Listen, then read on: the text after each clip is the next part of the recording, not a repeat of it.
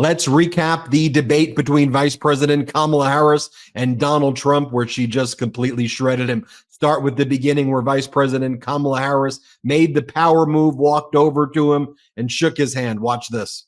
So let's now welcome the candidates to the stage. Vice President Kamala Harris and President Donald Trump. Go.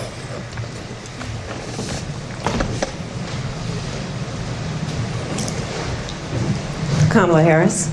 Let's have a good debate. Nice to see you. Have fun. Thank you.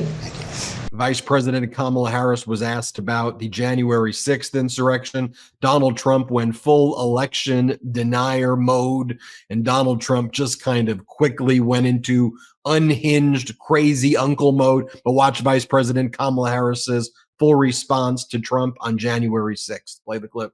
Question was about you as president, not about former Speaker Pelosi, but I do want Vice President Harris to respond here. I was at the Capitol on January 6th. I was the vice president-elect. I was also an acting senator. I was there. And on that day, the President of the United States incited a violent mob to attack our nation's capital, to desecrate our nation's capital. On that day, 140 law enforcement officers were injured, and some died. And understand, the former president has been indicted and impeached for exactly that reason. But this is not an isolated situation. Let's remember Charlottesville, where there was a mob of people carrying tiki torches, spewing anti-Semitic hate. And what did the president then at the time say? There were fine people on each side. Let's remember that when it came to the Proud Boys, a militia, the president said, the former president said, stand back and stand by. So for everyone watching who remembers what January 6th was, I say we don't have to go back. Let's not go back. We're not going back. It's time to turn the page. And if that was a bridge too far for you, well, there is a place in our campaign for you to stand for country, to stand for our democracy, to stand for rule of law, and to end the chaos, and to end the approach that is about attacking the foundations of our democracy because you don't like the outcome. And be clear on that point. Donald Trump, the candidate, has said in this election there will be a bloodbath if this and the outcome of this election is not to his liking. Let's turn the page on this. Let's not go back. Let's chart a course for the future and not go backwards to the past. Then you had Donald Trump unable to answer a simple yes or no question if he would veto a national abortion ban. And then he throws his running mate, J.D. Vance, under the bus. Let's play it.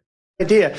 And how unfair that would have been, part of the reason they lost, to the millions and millions of people that had to pay off their student loans. They didn't get it for free. But they were saying it's the same way that they talked about that they talk about abortion. But if I could just get a yes or no, because your running mate, J.D. Vance, has said that you would veto it if it did come to your desk. Well, I didn't discuss it with J.D. in all fairness. J.D., and I don't mind if he has a certain view, but I think he was speaking for me, but I really didn't. Look, we don't have to discuss it because she'd never be able to get it, just like she couldn't get student loans. They couldn't get student loans. They didn't even come close to getting student loans. They taunted young people and a lot of other people that had loans. They can never get this approved. So it doesn't matter what she says about going to Congress. So wonderful. Let's go to Congress. Do it.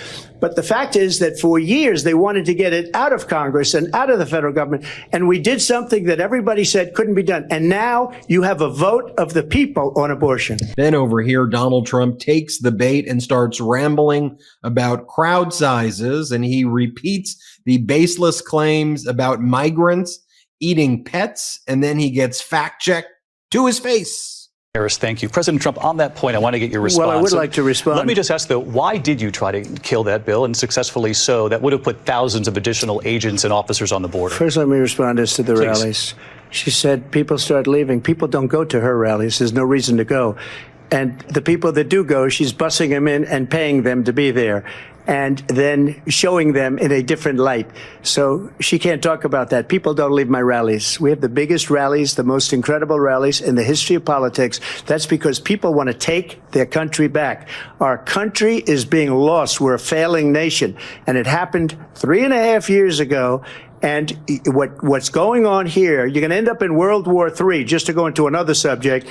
What they have done to our country by allowing these millions and millions of people to come into our country, and look at what's happening to the towns all over the United States. And a lot of towns don't want to talk. It's not going to be Aurora or Springfield. A lot of towns don't want to talk about it because they're so embarrassed by it. In Springfield, they're eating the dogs, the people that came in. They're eating the cats. They're eating the pets of the people that live there. And this is what's happening in our country. And it's a shame. As far as the rallies are concerned, as far as the reason they go is they like what I say. They want to bring our country back. They want to make America great again. It's a very simple phrase, make America great again. She's destroying this country, and if she becomes president, this country doesn't have a chance of success. Not only success, we'll end up being Venezuela on steroids. I just want to clarify here. You bring up Springfield, Ohio, and ABC News did reach out to the city manager there. He told us there have been no credible reports of specific claims of pets being harmed, injured, or abused by individuals within the immigrant community. Well, I've seen people on television. Let me just say here, this is the people on television say my dog was taken and used for food. So maybe he said that, and maybe that's a good thing to say for a city manager. I'm not taking this from television. But the people I'm on taking it from television the city saying their manager. dog was eaten by the people that went there. Again, the Springfield city manager says there's no evidence of that. Vice President Harris, I'll let you respond to the rest of what you've heard. You talk about extreme. This is, I think, one of the reasons why in this election, I actually have the endorsement of 200 Republicans who have formerly worked with President Bush, Mitt Romney, and John McCain, including the endorsement of former Vice President Dick Cheney and Congress member Liz Cheney. And if you want to really know the inside track on who the former president is, if he didn't make it clear already, just ask people who have worked with him.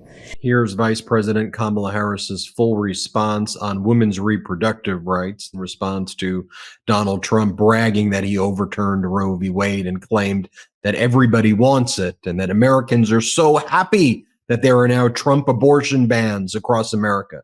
Play this clip. Madam Vice President, I want to get your response to President Trump. Well, as I said, you're going to hear a bunch of lies, and that's not actually a surprising fact. Let's understand how we got here.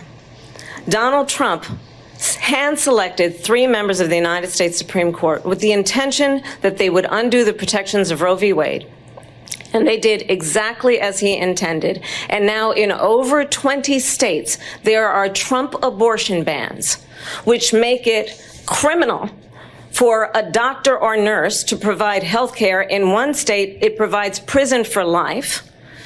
Trump abortion bans that make no exception even for rape and incest, which understand what that means.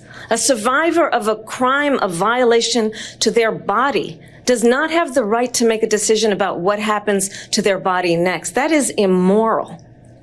And one does not have to abandon their faith or deeply held beliefs to agree. The government, and Donald Trump certainly, should not be telling a woman what to do with her body. I have talked with women around our country. You want to talk about this is what people wanted? Pregnant women who want to carry a pregnancy to term, suffering from a miscarriage, being denied care in an emergency room because the healthcare providers are afraid they might go to jail, and she's bleeding out in a car in the parking lot.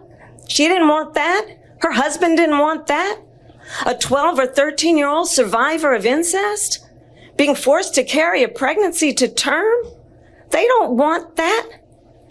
And I pledge to you, When Congress passes a bill to put back in place the protections of Roe v. Wade, as President of the United States, I will proudly sign it into law. But understand, if Donald Trump were to be reelected, he will sign a national abortion ban. Understand, in his Project 2025, there would be a national abortion, a monitor that would be monitoring your pregnancies, your miscarriages.